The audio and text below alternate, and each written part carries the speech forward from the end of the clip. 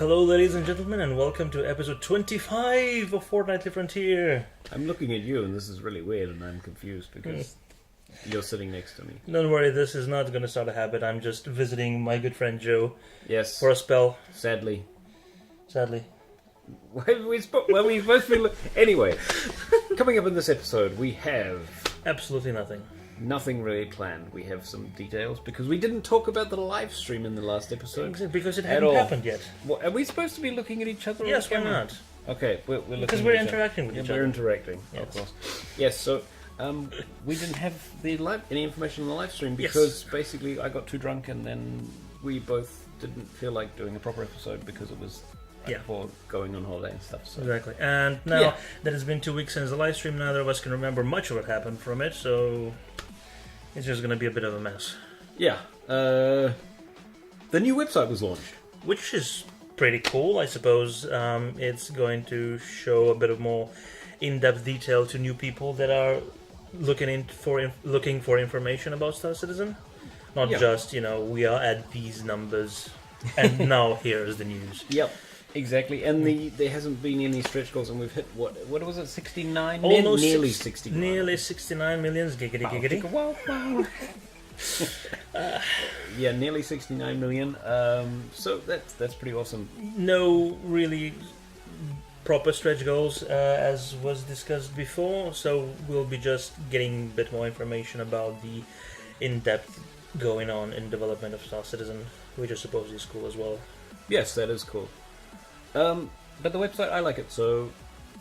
Well, it has the same design as before, yes, but just... more graphics and details, and less... Yeah, as you said, less... Look how much money we're making. Yeah. Even though they're not really making a profit, but that's okay. I'm going to move a little bit, because I feel like it. Mm-hmm. Yeah. Something that was actually revealed during the live stream is that you can change your Aurora package to a Mustang package if you so desire, because... And back and forth. Yes, because the Mustang, if you ask me, looks a lot cooler than an Aurora. Yeah, it is a little bit cooler. It's basically the same specification ship anyway, so I don't think you're going to gain much from it swapping. But we've got a friendly fly here. But but yes, the Aurora and the Mustang, and then there'll be a couple of new starter ships, I believe, which we got through stretch goals, which will be able to be swapped as well, because they're all going to fit into the same class of ship. And they're going to, I think they're going to start opening that up, or they have started opening it up, where you can swap between the same class of ship. It kind of makes me wish that I got the Aurora package, because I'm starting to wish I hadn't got the 315p at this point. Yes. And it's the only ship with a game package that I own. Well, you could always swap it for an Aurora and get some store credits in addition. Yes. And you should be able to technically keep your LTI, I believe. Yes, that is the only thing that I'm worried about, yes. So you should technically be able to keep your LTI. I'll look into that, yes. Yeah. And the Pegasus escort carrier has been announced and shown, and it's 900 meters long, which is 100 meters shorter, I believe, than the... Not the Gladius. What's it called? The Bengal carrier. Yes. We just talked about that 2 minutes ago. Yeah, exactly. Yeah. Well, but the Bengal carrier is still in sort of like concept stage. It's not been confirmed that it's going to be 1,000 meters long. That's what the Wikipedia says right now. Yeah, I think it's gonna just be just a like little bit expanded. Just like with every ship. But also the Pegasus is a different class of ship as well, as we discussed earlier. It's an escort carrier. It's an escort carrier, so the Pegasus is going to have more ship-to-ship guns. It's more of a carrier that supports a group, whereas the Bengal is going to be a carrier that is part of a group or is supported by a group of other ships. It's more how I see that working.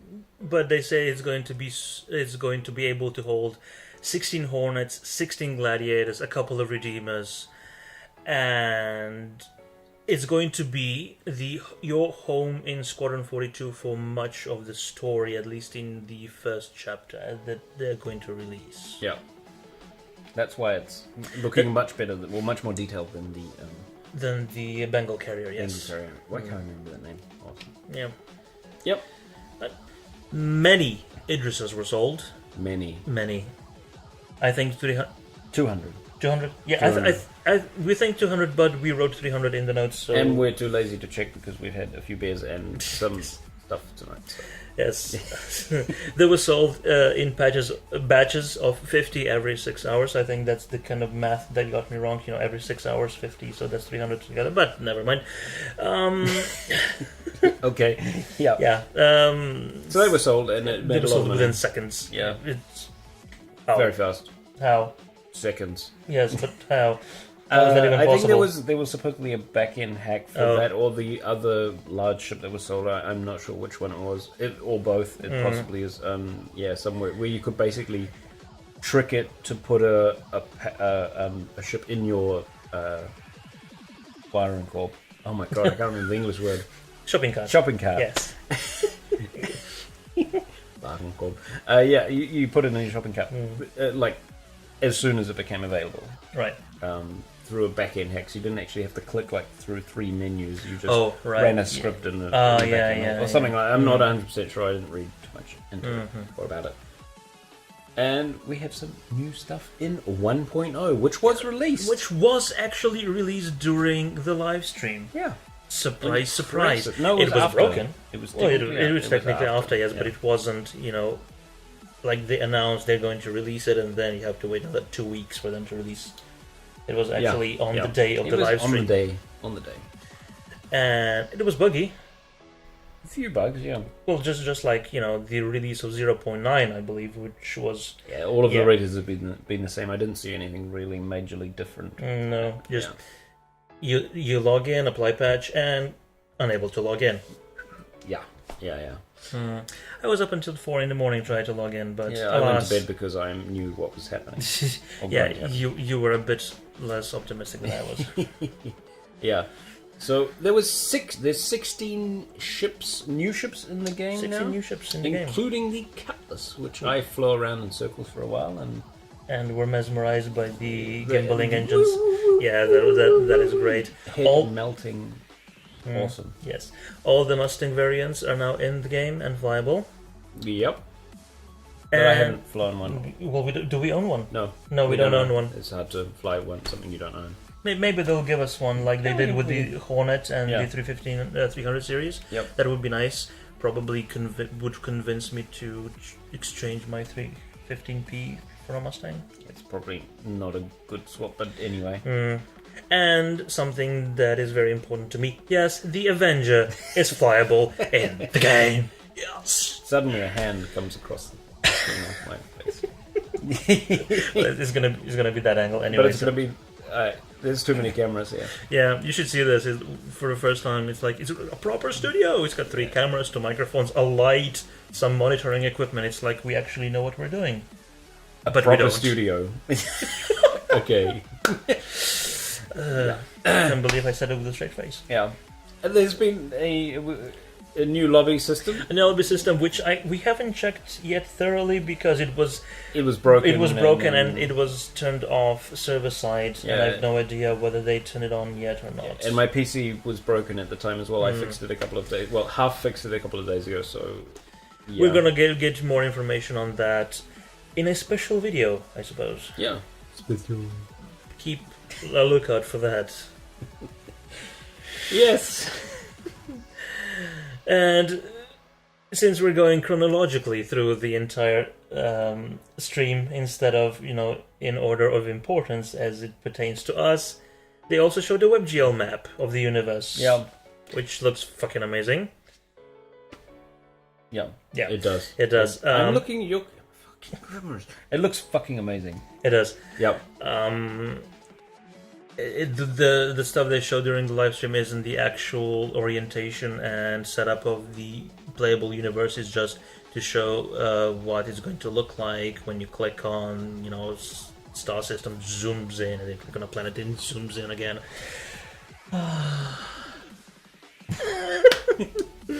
Looks a lot. Would you like a moment? Yes. Moment done. Yes. What else? What else? Sandy and Ben both suck at dogfighting. And it was actually not really cool to see that they hadn't really played the... Ben said that he hadn't played the game in months, which was slightly disappointing. But then again, I haven't either, so... Yeah. But then again, you're not also involved in the development of the game. Yes, that's true. But I am involved in making a video podcast. That is also true. But I suppose being involved in the development of the game should mean you play it more often. Yes, and you get company computer that's Yeah. beefy enough to play the game, not like this thing. Well, that's all right because it's got your new video card. Yeah, it does, and it's actually playing at 60 frames per second at 1080p, very high settings, and and I think I might need another moment. Moment done. Yeah, you gotta buy 2 of them now. No, I can afford it. Shut up. Yeah. So yeah, they suck at dogfighting. Look at dogfighting, but so do we. I'm actually pretty terrible. Yeah. I might actually get better now when the computer's actually responsive to my commands. Yeah. That was very good to see. Yes. Yeah. And it's also a good something that we noticed. It's also a good sign for people that are wanting to upgrade their computer and don't want to spend over $1,000 or euros or whatever on a whole new computer. Just upgrading the graphics card seems to be quite a valid boost to your performance. Yeah, depending on what you have now, it seems to be good. Yeah, if you have, for instance, I'm going from a GTX 470 to a GTX 970, and I'm still on the old CPU and motherboard, which is 4 years old by now. But it was actually cutting edge. But when I got it, it's i7 2500. Yeah, and I think what did I have? I had a 7850. 78. I have a ATI 7850. Yeah. Which actually, putting the new video card in doesn't actually change the frame rate all that much. I still get similar frame rates as before, but the mouse lag is completely gone, and everything looks. And you can put it up to high settings, and it's still a lot better. Very high settings. And actually, the game. Oh, something we haven't tried: the racing. We haven't tried the racing because we can't play. I can't play that all on my current video cards. It's something that as soon as we press stop recording buttons on these cameras, we're going to set up and try. Yes. And I think that is it for this episode. Yeah, I guess that's it for this episode. A kind of short one. Yeah, well, short and sweet is what we do. It's much easier to do this when you're sitting next to me because I don't know. Anyway, I guess we will see you in the verse.